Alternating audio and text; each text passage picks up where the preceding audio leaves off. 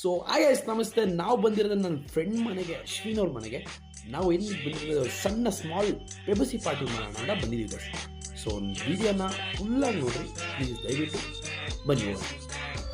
ನಮ್ಮ ಫ್ರೆಂಡ್ಸ್ ಏನು ಮಾಡ್ತಾರೆ ನೋಡೋಣ ಗೈಸ್. ನಮಸ್ತೆ ಕಣ. ಎಗ್ ರೈಸ್ ಮಾಡೋಣ ಅಂತ ಒಂದು ಮೊಟ್ಟೆ ಪಟ್ ಅಂತ ಹಾಕಿ, ಇನ್ನೊಂದು ಮೊಟ್ಟೆ ಪಟ್ ಅಂತ ಹಾಕಿ, ಒಂದು ಬಳ್ಳಿ ಎಣ್ಣೆ ಹಾಕೊಂಡು ಪಟ್ಟಂದು ಈರುಳ್ಳಿ ಟೊಮೆಟೊ ಇಕ್ಸ್ಕಿದ್ ಬಿಕ್ಕಿದೆಲ್ಲ ಮಿಕ್ಸ್ ಮಾಡಿ ಪಟಪಡ ಅಂತ ಬೇಯಿಸಿ ಅವನು ಆಯ್ ಮಚ್ಚಿ ಅಂತ ಅಂದ್ಬಿಟ್ಟು ಆಯ್ ಅಂದ.